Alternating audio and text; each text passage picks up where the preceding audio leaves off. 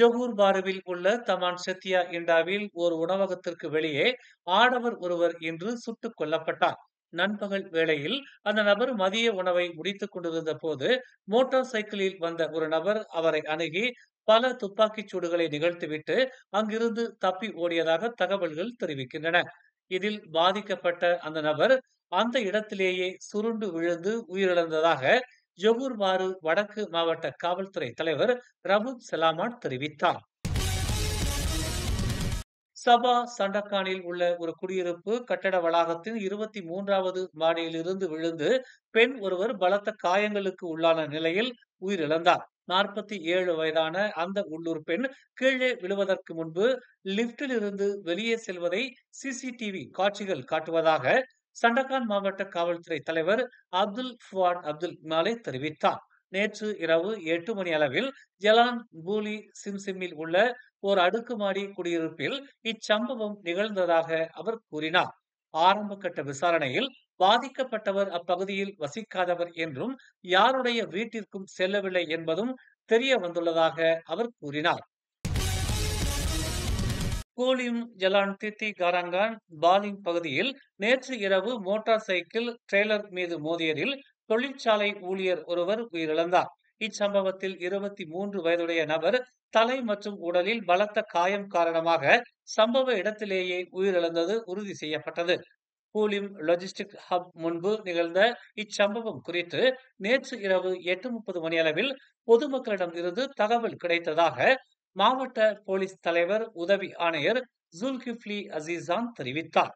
சம்பவ இடத்தில் மோட்டார் சைக்கிளில் வந்தவர் சிவப்பு விளக்கு எச்சரிக்கையை தாண்டி சென்றதால் இந்த விபத்து நிகழ்ந்துள்ளதாக அசீசான் தெரிவித்தார். முன்னாள் பிரதமர் நஜீப் ரசாக்கிற்கு பாஸ் கட்சி ஆதரவு காட்டுவதை அமானாவின் தலைவர் முகமது சாபு கேலி செய்துள்ளார்.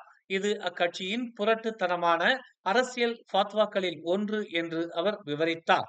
பாஸ் தனது அரசியல் தேவைகளுக்கு ஏற்ப பல சந்தர்ப்பங்களில் தனது நிலைப்பாட்டை மாற்றிக் கொண்டதாக அவர் கூறினார். பாஸ் ஒரு காலத்தில் அம்னோவை இஸ்லாத்தின் எதிரி என்று கூறியது. ஆனால் பின்னர் முஃபாகத் நேஷனல் கூட்டணியின் கீழ் அக்கட்சியுடன் இணைந்து செயல்பட்டது என அவர் நினைவுறுத்தினார். அம்னோ சார்பு இமாமின் பின்னால் பிரார்த்தனை செய்வது அனுமதிக்கப்படாது என்று பாஸ் கூறியது.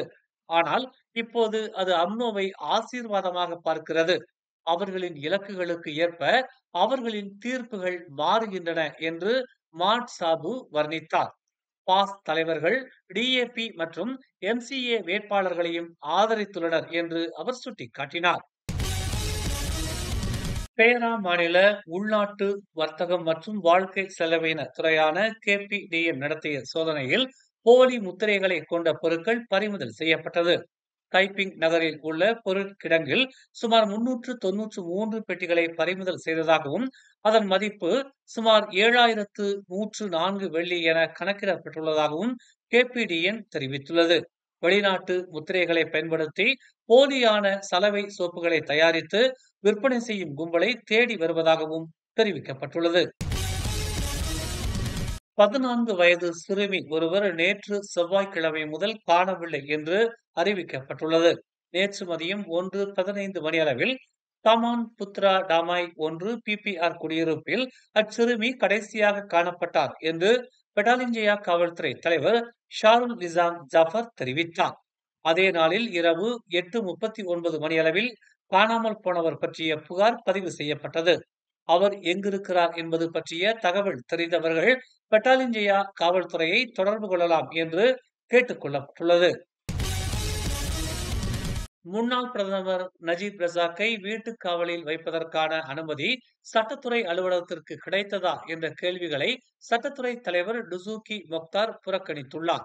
புத்ராஜயா சர்வதேச மாநாட்டு மையத்தில் சட்ட ஆண்டின் தொடக்க விழாவில் இதுகுறித்து கேள்வி எழுப்பிய போது நான் கருத்து தெரிவிக்க மாட்டேன் என்று கூறினார்.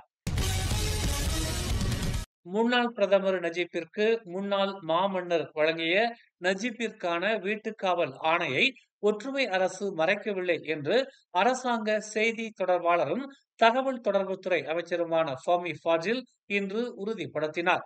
நஜீப் சம்பந்தப்பட்ட வழக்குகளில் அரசாங்கம் ஈடுபடுவதில்லை என்றும் அது நீதித்துறையின் வேலை என்றும் அவர் குறிப்பிட்டார்.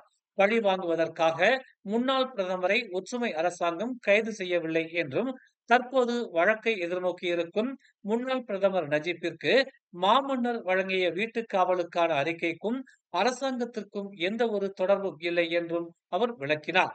மாமன்னரின் வீட்டுக் காவல் ஆணையை ஒற்றுமை அரசாங்கம் மறைத்து நஜீப்பை பழிவாங்கியதாக வெளிவரும் செய்திகளில் உண்மை இல்லை என்று அவர் தெளிவுபடுத்தினார்.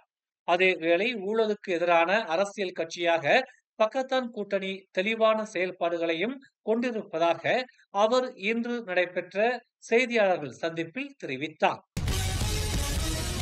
மேலும் செய்திகளை தெரிந்து கொள்ள தமிழ் மலர் நாளிதழை பாருங்கள். உடனுக்குடன் செய்திகளை தெரிந்து கொள்ள தமிழ் மலர் இணையதளம், தமிழ் மலர் செயலி மற்றும் மலர் டிவி யூடியூப் சேனலை வலம் வாருங்கள்.